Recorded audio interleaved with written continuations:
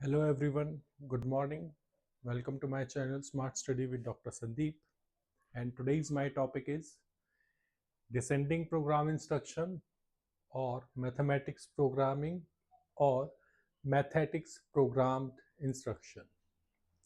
ये third type आता है हमारा प्रोग्राम इंस्ट्रक्शन का लीनियर प्रोग्राम इंस्ट्रक्शन, फिर ब्रांचिंग प्रोग्राम इंस्ट्रक्शन और अब मैथमेटिक्स प्रोग्राम इंस्ट्रक्शन। जैसा इसके नाम से ही मेंशन हो रहा है कि मैथमेटिक्स को अगर हमें प्रोग्राम इंस्ट्रक्शन के माध्यम से पढ़ाना है तो हमें मैथमेटिक्स प्रोग्राम इंस्ट्रक्शन या मैथमेटिक्स प्रोग्राम इंस्ट्रक्शन या डिसेंडिंग प्रोग्राम इंस्ट्रक्शन, इसके नाम है डिफरेंट, इसे ही यूज करना पड़ता है।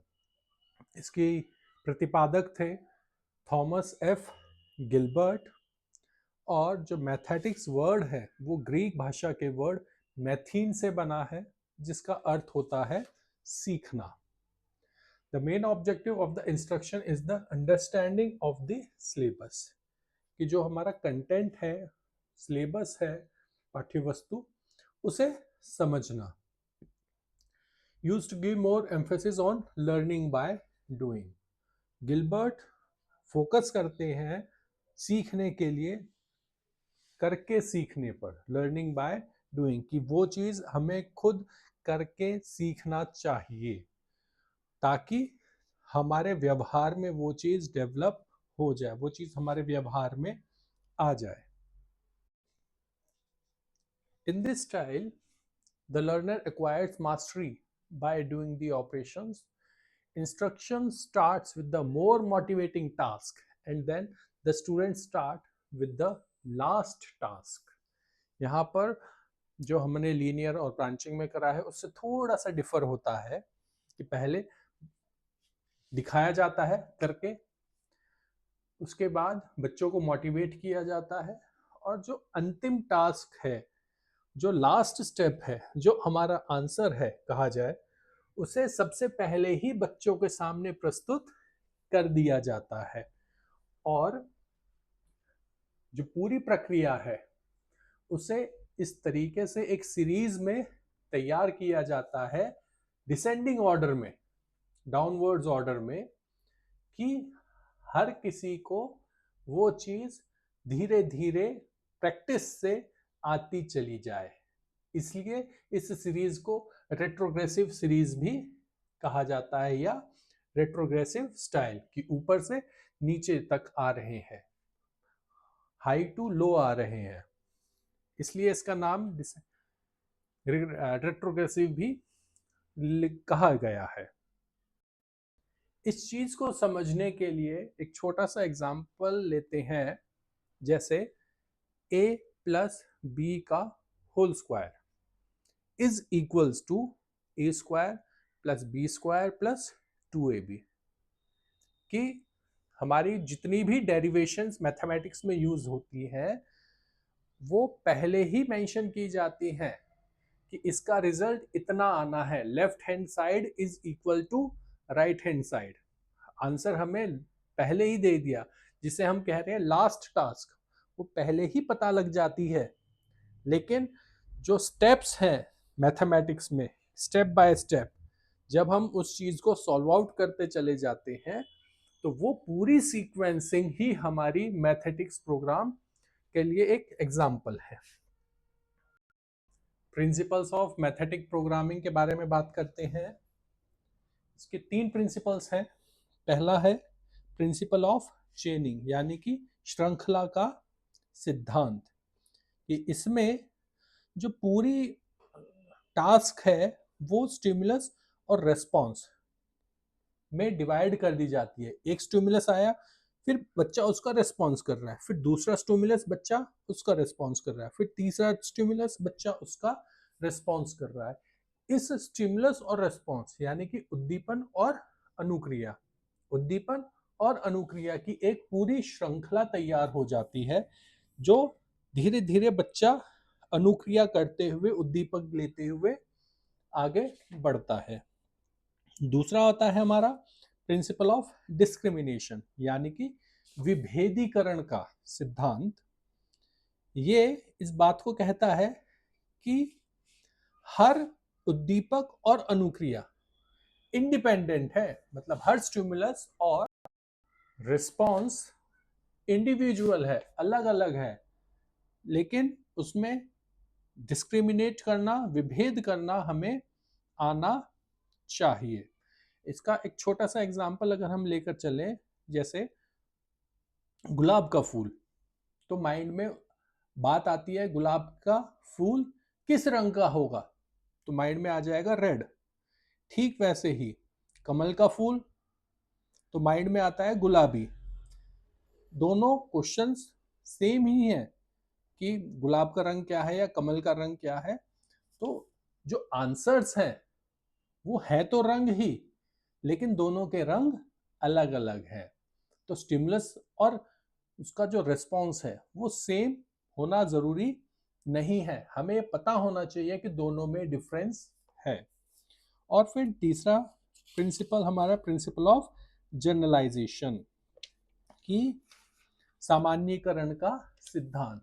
अगर हम विभेद करना सीख रहे हैं, डिफरेंस जानते हैं कि इन दोनों में क्या भेद है, तो उन भेदों को सामान्यीकरण करना भी आना चाहिए। जैसे अगर यही गुलाब लाल रंग और कमल, सॉरी, गुलाब लाल रंग और कमल गुलाबी, तो अगर हम इसको सामान्यीकरण करें तो गुलाब और कमल फूल की श्रेणी में आ गए और लाल और गुलाबी उनके रंग की श्रेणी में। तो हमें एक चेन भी बनाते हैं, सीक्वेंस तैयार करते हैं, उसका डिस्क्रिमिनेशन विभेदीकरण भी करते हैं और बाद में फिर उसको जनरलाइज भी करते हैं, उसका सामान्यीकरण भी किया जाता है। assumptions ऑफ मैथमेटिक्स प्रोग्रामिंग, बात करते हैं मान्यताओं के बारे में। तो इसमें जो हमारी मान्यताएं हैं वो कहता है कि स्टिमुलस और रिस्पॉन्स, यानी कि उद्दीपक और अनुक्रिया सिलेबस को डिजाइन करने, उसे स्ट्रक्चर देने के लिए, उसे तैयार करने के लिए बहुत यूजफुल है। फिर विभेदीकरण और सामान्यीकरण की जो प्रक्रिया है वो सीखने के लिए ज़्यादा उपयोगी सिद्ध होती है, कि बच्चा जब दो चीज़ों में डिफरेंस भी जानता हो और उनकी सामान्य जानकारी भी रखता हो, तो बच्चा आसानी से सीख सकता है। देन जो अवरोही श्रृंखला है वो सीखने के लिए ज़्यादा प्रभावशाली है।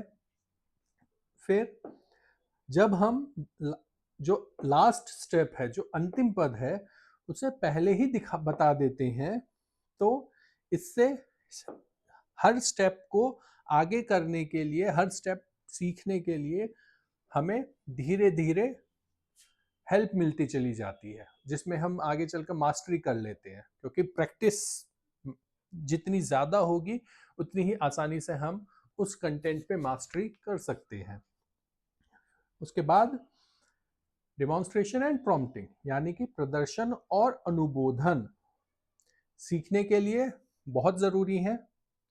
और जब कोई कार्य पूरा हो जाता है उसके बाद जो हमें पुनर्बलन मिलता है, रीइंफोर्समेंट मिलता है, वो हमारे लिए एक मोटिवेशन का कार्य करता है आने वाली टास्क के लिए। यानी कि जब हमें पुनर्बलन मिल रहा है, पॉजिटिव रीइंफोर्समेंट मिल रहा है, तो हम मोटिवेट होते हैं आंतरिक रूप से और फिर उस कार्य को बार बार करने के लिए तत्पर भी होते हैं।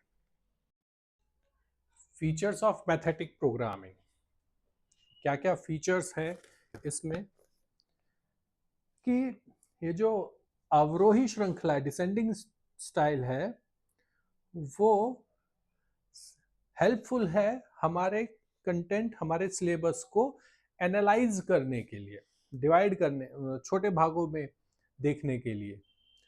ये इस स्टाइल में जो प्रैक्टिस है वो सीखने की यूनिट है, यानी कि अभ्यास, अभ्यास इसकी सीखने की इकाई है। और यहाँ पर size of A practice is not fixed, कितनी प्रैक्टिस करनी पड़ेगी ये फिक्स नहीं है, ये डिपेंड करता है कि किस सिचुएशन और किस लेवल का बच्चा उस पर प्रयास कर रहा है। Then instruction complete the task providing reinforcement, कि जो टास्क कंप्लीट हो रही है तो बच्चे को साथ के साथ रीइंफोर्समेंट दिया जा रहा है। और इंस्ट्रक्शन यूजेस बैकवर्ड चेनिंग, यहाँ पर जो इंस्ट्रक्शन है वो उल्टी चेन में प्रोवाइड की जाती है, क्योंकि लास्ट जो टास्क है वो पहले ही प्रोवाइड किया जा चुका है। Usually 3 steps are adopted in the construction of matrix. जो फ्रेम होते हैं मैथमेटिक्स के उन्हें मैट्रिक्स कहा जाता है, और इसमें 3 मेन पॉइंट्स रहते हैं। पहला डिमॉन्स्ट्रेशन, या दूसरा अनुबोधन या संकेत जिसे हम प्रॉम्प्ट्स कह रहे हैं, और थर्ड होता है रिलीज करना, क्रिया करना। मीन्स पहले बच्चे को एक्सरसाइज के लिए एक प्रोग्राम दिया जाता है, दिखाया जाता है, बताया जाता है करके, उसके बाद उसे धीरे धीरे अनुबोधक दिए जाते हैं जिससे कि बच्चा स्टेप बाय स्टेप, एक एक कदम आगे बढ़ाते हुए अपनी अंतिम लक्ष्य तक पहुंच जाए। Final step leading to the step just before the proficiency item are placed in front of the learner, कि फाइनल स्टेप से पहले उसे तैयार किया जाता है जिससे कि बच्चा अंतिम पद तक पहुंचते हुए अपना लास्ट जो फेज है वो अचीव कर सके, और student acquired the required proficiency through a systematic series of demonstration, prompting and elimination, कि बच्चा इस चीज को धीरे धीरे एक तरीके से, एक सिस्टम से जब प्रदर्शित किया जाता है, अनुबोधन का प्रयोग किया जाता है, और उसकी जो समस्याएं हैं वो धीरे धीरे खत्म होती चली जाती है। इसका एक छोटा सा एग्जांपल ले अगर हम मैथमेटिक्स के लिए, कि जब हम किसी भी एक्सरसाइज का पहला सवाल करते हैं तो वो कठिन लगता है, लेकिन जब उस सवाल को हम एक बार, दो बार, तीन बार, बार बार प्रयास करते रहते हैं तो एक समय ऐसा आता है कि हम उसके सभी पद आसानी से समझ चुके होते हैं, और उसी के बिहाफ पर हम आने वाले आगे के सवालों को भी आसानी से बिना ज्यादा प्रैक्टिस किए तैयार करके उनका आंसर निकाल सकते हैं। एडवांटेज ऑफ मैथमेटिक्स प्रोग्रामिंग, कुछ एडवांटेजेस भी हैं और कुछ लिमिटेशंस भी हैं। पहले एडवांटेजेस पर बात करते हैं कि इसका जो मेन ऑब्जेक्टिव है वो मास्टरी पाना है उस सब्जेक्ट मैटर पर जो उसे सीख रहा है। फिर जो स्टूडेंट्स हैं वो एक्टिव रहते हैं, यानी कि लर्न्स ऑन द स्पॉट, कि खुद से कर कर उस जगह पर रहकर ही वो चीज सीखी जा सकती है। इसमें जो एग्जाम्पल्स तैयार किए जाते हैं वो बहुत ही सिंपल और समझने लायक होने चाहिए होते हैं। This style can be used for higher classes and talented students, higher classes के लिए यूजफुल है और जो टैलेंटेड स्टूडेंट्स हैं उनके लिए यूजफुल है। Mathematics, the teaching of skills, specially where the training of skills is transferred from one situation to another, कि जहां पर ट्रेनिंग दी जा रही है और ट्रेनिंग भी ऐसी जिसका यूज हमें एक जगह से दूसरी जगह करना है, वहां पर इसका बहुत यूज किया जाता है। और this style is meaningful and authentic for both programmer and learner, कि ये प्रोग्राम बनाने वाले और सीखने वाले दोनों के लिए ही बड़ा यूजफुल रहता है।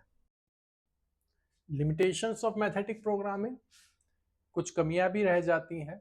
This style is very complex, it requires highly skilled researcher to build it.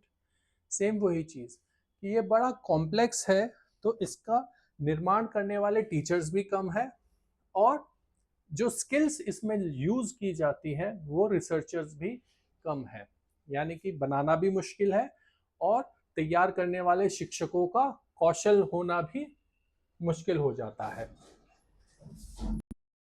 Then it is used in limited to certain subjects, कुछ सब्जेक्ट्स के लिए ही ये यूजफुल है, बाकी सभी सब्जेक्ट्स में ये अप्लाई नहीं किया जा सकता। जो हमारे हायर पर्पस हैं, हायर ऑब्जेक्टिव्स हैं, उन्हें अचीव करने के लिए ये यूज नहीं की जा पाती। There is no provision for remedial teaching, निदानात्मक शिक्षण के लिए ये उपयोगी नहीं होती। Student needs are not taken into account as everyone is given in the same level of education have to follow। इस छात्रों की जो आवश्यकताएं हैं उन पर गौर नहीं किया जाते है और छात्रों को वो स्वतंत्रता नहीं मिलती कि वो अपने विचारों को या अपने आंसर्स को अपने अकॉर्डिंग मेंशन कर सके, जैसा कि हमने लीनियर में और ब्रांचिंग में देखा था। इन शॉर्ट कि फ्रेम्स इसके फ्रेम्स बनाना मुश्किल है, स्किल्ड टीचर्स मिलना मुश्किल है, सभी सब्जेक्ट्स के लिए यूजफुल नहीं है, हायर ऑब्जेक्टिव्स को प्राप्त करने में यूजफुल नहीं है। ये बेसिक लिमिटेशंस हैं इस प्रोग्रामिंग की। लेकिन अगर हमें किसी का मैथमेटिक्स डेवलप करना है तो ये स्पेशली मैथमेटिक्स प्रोग्रामिंग के माध्यम से ही डेवलप किया जाता है। इस वीडियो में इतना ही। मिलते हैं अगली वीडियो में मेरे साथ smart study with doctor Sandeep में। Thank you.